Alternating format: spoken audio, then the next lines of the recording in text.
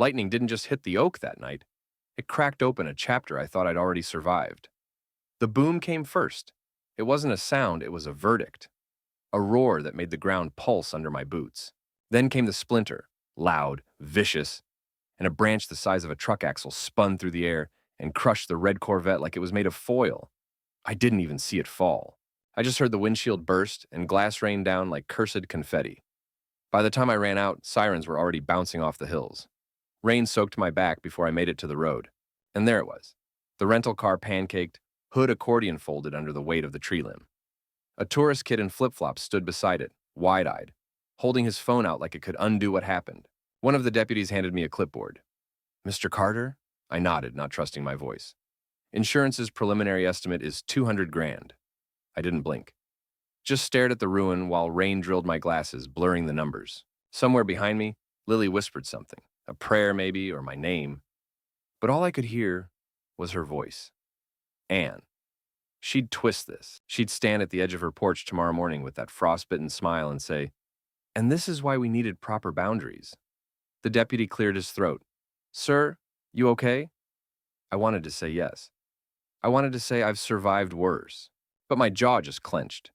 She was going to make this my fault, like everything else. "You think it's ours?" I asked quietly. "The tree.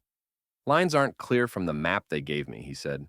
"The county will pull records, but she'll tell them it is." The kid finally spoke up. "So, who's paying for this? Not me, right?" "No," I muttered. "It never is." Later, after the tow truck groaned away with what was left of the Corvette and Lily had gone back inside, I stood alone on the edge of the lawn. The stump of the oak hissed where it burned. My boots were sunk half an inch into the mud, and I didn't even care. My hands shook, but not from the cold. How many times could one woman rip your life apart and still smile like it's tea time? The house behind me, our house, the one we built back into being after Caleb's death, stood still in the dark. Once it had felt like a refuge, a place stitched together with grief and grit, but tonight it felt smaller, as if the weight of Anne's shadow had stretched across the walls and pressed inward. "I'm not letting her take this from me," I whispered into the night. My voice cracked. And not again. I didn't know it yet, but that fallen tree and that dumb, rotted oak was going to change everything. And for once, not in her favor. My wife Lily and I were running on empty when we found the place. We'd buried our son, Caleb, 4 months earlier. Drunk driver, wrong lane, no survivors. Our city condo echoed like an empty church. "I can't breathe here anymore," Lily murmured one night. So we followed for sale signs out to Lake Marigold and stopped at a battered farmhouse with plywood windows and a crooked bank auction banner. A stooped old flipper named Pete O'Rourke wiped plaster dust from his beard and said, "She's got good bones, kids. Just needs love." We bought it for 50 grand, took out another 30 for lumber and wiring, and worked until our grief bled into the floorboards. By Christmas, the place smelled of pine boards and fresh paint. Hope, I thought, has the scent of sawdust. That's when Anne Lambert knocked. Tweed coat, pearl clasp, a smile that never touched her eyes. "Welcome," she sang. Small hiccup, though. "This house is mine. My son lost it in an unfortunate misunderstanding with the county. 30 days should be enough for you to gather your things."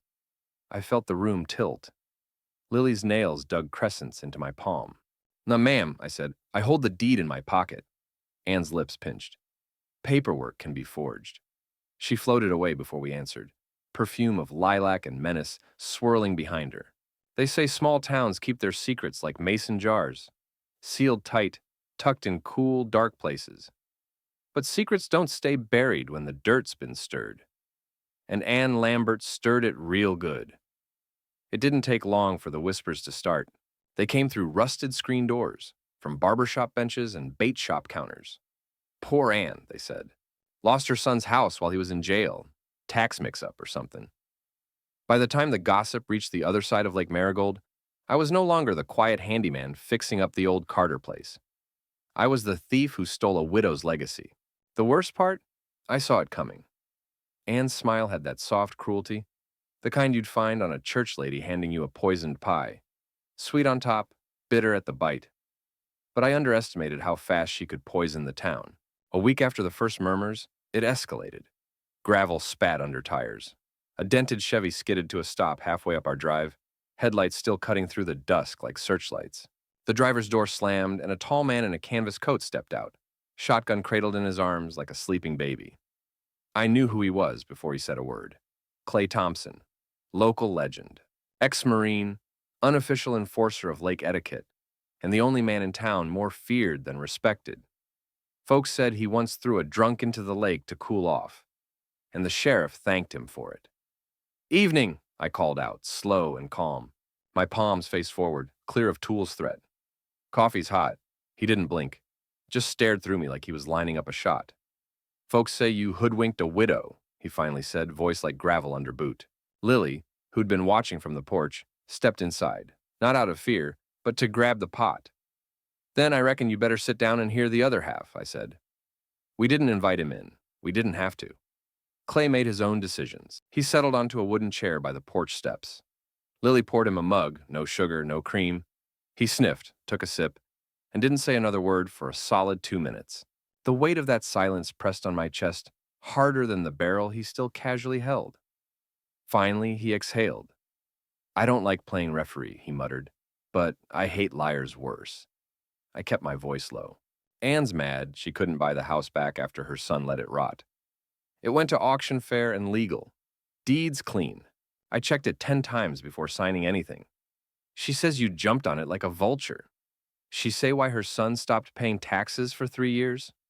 His eyes narrowed. "She mentioned the parties, the drugs, the hole in the floor where the living room used to be. Small towns got short memories," he grunted. "Or selective ones," I muttered. He looked past me toward the house. The paint was still patchy, gutters still bowed. Not a mansion by any stretch, but it had soul again. "Shame what folks'll believe when grief's dressed up in pearls," he said, sipping again. I studied him. There was something in the way his jaw tensed, like a man chewing on a truth he didn't want to swallow. "You knew Anne's husband?" I asked. Clay's mug hovered in midair. "Knew of him," he said slowly. "Quiet man. Real craftsman. Loved trees. Built most of the lakefront docks himself." I waited. "He died swinging an axe. Far end of their property. Sheriff said it was an accident. Slipped. Struck himself in the neck." "That's rare," I said. "Yeah. Especially when he was found lying 20 feet from the axe." Clay met my gaze. "No one dug deep?" "No one wanted to." A chill traced my spine. He stood, slung the shotgun over his shoulder, and paused by our peeling mailbox. The wind carried pine and something else, burnt ozone from the recent storm. "You got enemies now, Carter. Some made, some inherited." He stepped off the porch. "But remember this. Where there's smoke, sometimes it's just fog. And sometimes it's a fire someone hid for too long." We watched his taillights disappear down the road. Neither of us moved. Inside, Lily finally spoke. "He brought a gun to a coffee chat. He brought a warning." I sat back down, heart still hammering. Anne's game wasn't over, not by a long shot. What chilled me more than Clay's shotgun was his last look before leaving. It wasn't suspicion. It was regret. Like he'd seen a storm coming for years and realized too late that we were standing dead center. He came back like a bad echo. One morning, the "For Rent" sign above Anne's store disappeared. By nightfall, Ricky's boots were thudding on the metal stairs behind the building like nothing had happened. Like he hadn't disappeared for 5 years, after driving drunk into a canal with someone else's car, leaving a passenger behind in an ambulance. He shuffled, limped slightly from an old injury, and still had that wild, glassy look. Like a man who'd never really been caught, only caged. Same toothpick-chewing smirk, same cheap leather jacket with peeling seams, same stench of second chances wasted before they began. Anne told folks he was better now, said prison had matured him. She gave him the loft apartment above the store and said she had one rule. "No parties, Rick." He nodded, mumbled something like, "Sure." He threw 3 that first week. It started small, like rot always does. Lily went to pick up milk. 2 half-gallons. Paid with a 20. The receipt was off. She asked quietly if the price had changed. Ricky leaned against the counter, popped his neck, and chuckled. "Register's glitchy. Happens." When she got home, she didn't say anything at first. Just sat on the porch and stared at the milk like it had a secret to tell. Next day, I went in for nails and duct tape, watched Ricky like a hawk, swiped my card, then he hit total. Again. Double scan, I said. He didn't blink. System's lagging, won't charge twice. It did. Two identical charges on my bank alert 10 minutes later. I took the receipt, folded it once, and slid it into my wallet next to the house deed. It didn't take a law degree to know what was happening. We tried talking to Anne first. She was behind the counter that Sunday morning, hair in rollers, writing in a ledger with a fountain pen, like she was still managing a 1950s general store. Her voice was light, even pleasant. "You sure it wasn't just an input delay?" she asked, smiling faintly. I laid the receipts on the counter. Twice in 2 days, two different people. She waved a hand like she was brushing off lint. Registers hiccup. I stared at her. "So it's a coincidence your son's running the till both times?" She didn't look up from her ledger. "I'm sorry, John, but if you're going to accuse my child of theft, you'll need more than a couple receipts." We left, quietly, for the time being. Turns out, we weren't the only ones. Mrs. Delaney had her card flagged after being overcharged for ice cream and bread. James and the mechanic bought 2 packs of gum and paid $12, but no one wanted to say anything. This was Anne's store, Anne, the grieving widow, Anne, the matriarch of the Lambert estate, Anne, who once donated $200 to rebuild the old community dock. People don't like accusing the queen bee of stinging her own hive. But Clay Thompson didn't care about appearances. It happened on a Thursday. I remember because the sky was bruised and there was a storm coming. One of those humid mountain ones where thunder creeps in hours before the rain. I was fixing the gutter when I saw him. Clay stormed across the road like a bullet on legs, receipts fanned in one fist, the other clenched like it wanted a throat to hold. He kicked open the store's screen door so hard, the bolts screamed and popped. From our porch, you could hear the metal bang echo like a shot. "Anne!" His voice could have split stone. "You cheat one more neighbor and this lake'll dry up before they spend another damn dime here." Silence. Then murmurs from inside. I saw her through the dusty glass, standing still, unmoving, like she was calculating damage, not shame. He threw the receipts on the counter, loud enough to hear the slap from 50 feet away. "You fix this," he said, voice low. "You fix him." He left just as fast, didn't look at us, didn't have to. The next day, the store stayed closed. A handwritten note in the window, "Back soon, inventory count." But the lights didn't come on again that week. Or the next.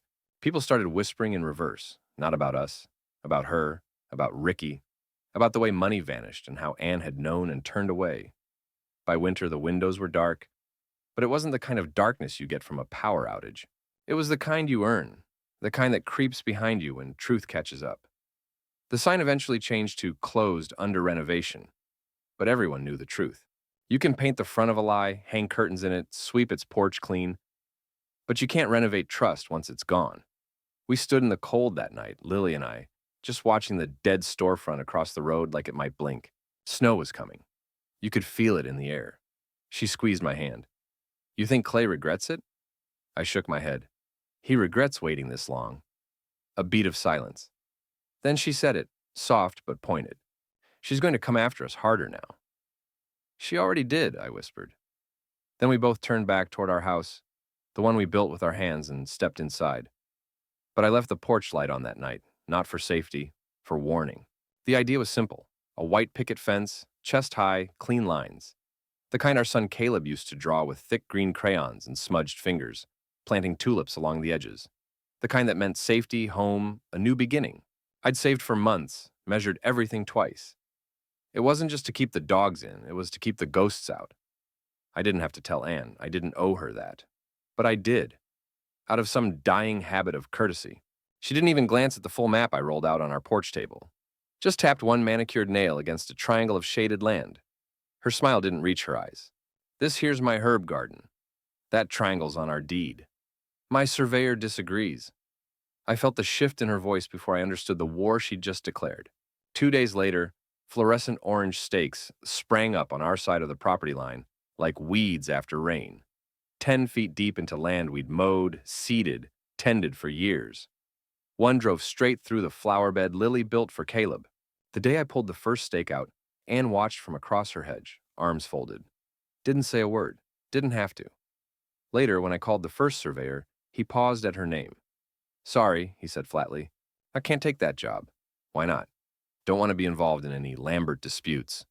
I hung up, called another, same story. Third one said it wasn't worth the potential blowback. The fourth asked if I was armed. By the fifth rejection, my hands trembled when I spoke. The sixth finally gave me a number. Can you send me a quote? You're looking at 15 grand up front. For a fence line? For a Lambert line, he corrected. That night, Lily lay beside me in the dark. The ceiling fan spun slow overhead. I could hear the blades cutting through stale air. She's buying silence, she whispered. I didn't answer right away, because I was thinking, maybe she wasn't buying silence. Maybe she was burying the truth. I went to the courthouse, paid for a certified copy of our deed. There it was, in plain print. The land was ours. That triangle, the shed, even part of her so-called garden. But print wasn't enough. The original stakes that marked the line when we moved in, gone. Vanished like smoke. Anne never mentioned them, never asked, never blinked. She just smiled when I passed by, humming as if the world hadn't twisted beneath our feet. I stood on that edge one morning, toes against her new line, watching the fog roll through the pines. My hands were fists, not out of rage, out of helplessness. How do you fight someone who rewrites the map beneath your boots? How do you hold on to your truth when everyone else is too afraid to say they see it too? Lily brought out coffee. We stood in the silence, watching dew glisten on a steak that didn't belong. Maybe we just build inside the line, she said softly. If we do, I answered. We're telling her it worked. Her fingers found mine. I'm tired. So was I. But tired doesn't mean surrender. Not when the dirt remembers what it belongs to. Not when justice hasn't yet been spoken aloud. I woke before the sound even registered. You know how the body knows sometimes before the mind does? One breath too sharp, one shadow too wrong, a wrongness that pulls you upright. Then the glass shattered. A single, sharp crack. Then silence again, thick and waiting. I was downstairs before my feet remembered the cold. 38 in hand. My father's. Barrel clean, grip worn smooth where his fingers had lived. He'd kept it for raccoons. I kept it for ghosts. The kitchen smelled of earth and oil. The window over the sink had a jagged grin where the glass used to be. And standing there, half lit by moonlight slicing through the broken pane, was Ricky.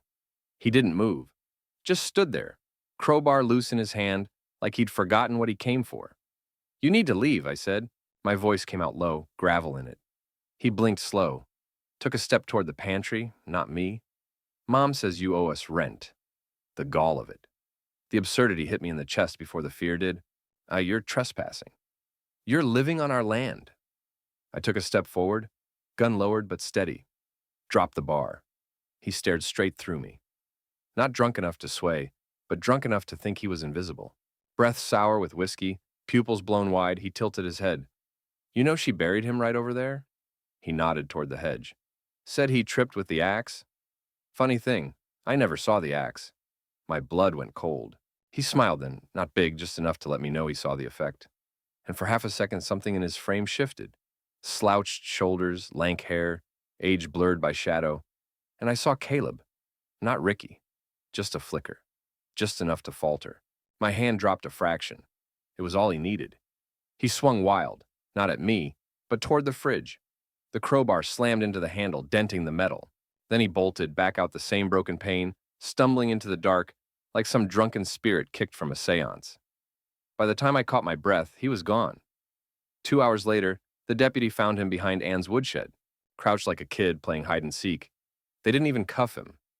Family matter, the officer muttered when I asked. By breakfast, Ricky was back in the loft, and Anne was clipping roses like it was any other Saturday. No apology. No explanation. She didn't look at our window, didn't look at the dented fridge or the bloody shard of glass still sitting on the sill. But when I passed by on the way to the mailbox, she said it. Not loud, not soft, just perfectly measured. Boys make mistakes, but good neighbors know when to let things go. Let things go. That was the moment I understood. It wasn't just about land or money. It was about rewriting the story, about erasing boundaries with enough confidence that even the truth started second-guessing itself. But not this time. This time, I kept the receipts, and the broken pane, and the crowbar, because justice needs evidence, and I was done letting ghosts knock first. It started with thunder, not the kind that rumbles low and rolls off into the trees, the kind that snaps something loose, something old, something rotten. We heard it before we saw it, a crack like a bone snapping across the sky. Then silence, heavy and sudden, the kind of silence that only comes before devastation. Anne's oak was gone, torn from the earth, dragged down by its own weight in the storm's fury. It didn't just fall, it landed with a vengeance, right onto the hood of a cherry-red Corvette, flattening it like tin. Belonged to a vacationer, rented from some luxury lot in the city. By the end of the week, we had a letter taped to our door. $200,000. Insurance claimed the tree came from our property. Lily read it once, then twice. They think it's ours. They're wrong. Anne. I nodded. It's her tree, but her survey says otherwise. And just like that, the storm didn't end. It shifted indoors. I sent the insurance rep a copy of Ricky's expert report, that ridiculous map with neon pink property lines and an official-looking stamp they probably printed at a library. The voice on the other end of the phone was tight at first. Mr. Carter, this appears to validate. Call the surveyor. Ask who paid him. Silence, then. We'll follow up. By morning, their tone had thawed. If our information's faulty, Mr. Carter, they said, it won't be your wallet that pays. It should have ended there. But justice, like roots, runs deep and tangled. Clay knocked 3 weeks later. No warning, just the thud of a boot against porchwood and a box in his hands. You need to see this. Inside, notebooks, faded, yellowed, neat handwriting. Anne's late husband. Dates, measurements, sketches of the land. And then, one final entry. Anne pushing again. Wants me to sign over South Triangle. Says Ricky's in trouble. Says she needs it. Feels wrong. Clay didn't look at me when he spoke. He dies 6 months later. Axed himself, they say. I didn't speak either. Some things you don't answer. You just carry them. Trial day. It felt like the whole county had come to watch. Anne sat like royalty. Pearls on her neck, tissue in her palm, sorrow practiced. Her lawyer spun a tale of heritage, grief, legacy. Then Ms. Perez stood. She didn't raise her voice. Didn't need to. Exhibit A, she said, the deed chain. Exhibit B, the journals. Exhibit C, Michael Watson's signed statement. Eyes turned. Watson was sweating through his collar. He fidgeted, fumbled. She paid me to move the lines, he said. And just like that, truth cracked open the room. Gasps, murmurs. One woman dropped her purse. Judge Calloway didn't waste words. Survey fraudulent. Mr. Carter is the rightful owner. Damages awarded. Corvette repairs. Court costs. Further action referred to the district attorney. Anne didn't cry. But her pearls clattered when her hands started shaking. The air had gone still. Cold, but still. Lily and I sat on the porch swing we rebuilt ourselves. Wood from the same tree Ricky dented with his crowbar years ago. She ran a fingertip along the grain. Justice feels quiet. I watched the lake shimmer in the last light. Quiet's a song to these ears. No more lies creeping under the fence. No more knocks in the dark. No more shifting lines, just us. And the house we bled to keep. The wire lies buried now, running silent and sure, just beneath the grass line. You wouldn't notice it unless you knew what to look for. The way the soil's been gently pressed. How the shepherd's paws never cross a certain edge.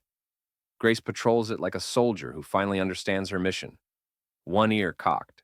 A little proud bounce in her step. She knows the borders now. And so does the one who tried so long to erase ours. From the other side of the hedge, I hear the telltale hum of Anne's new electric mower. Sleek, shiny, a peace offering to herself, maybe. One last attempt to cut the narrative back into shape. Then, whoomp, a sharp pop. The smell of burning wires. Sparks sputter beneath her hedge. The motor dies in a pitiful sputter, smoke curling up like a final sigh.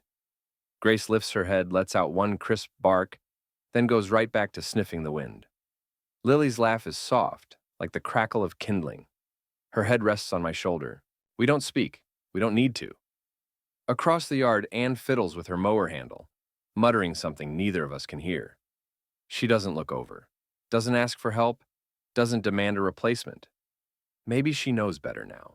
Or maybe she's finally tired of losing. The sun sinks behind the pines. Fireflies rise, blinking like tiny beacons. Lily calls them lanterns. I call them proof that even in the thickest dark, something always pulses back to life. I close my eyes for a second and feel it, that quiet shift inside. Caleb used to chase these same lights barefoot through the grass, his laughter like summer wind. The ache of him still lives in my ribs, but tonight it hums softer. Not jagged, not raw, just warm. A memory that wraps instead of cuts. Anne's porch light blinks out. Not in defiance, not in gamesmanship. Just off.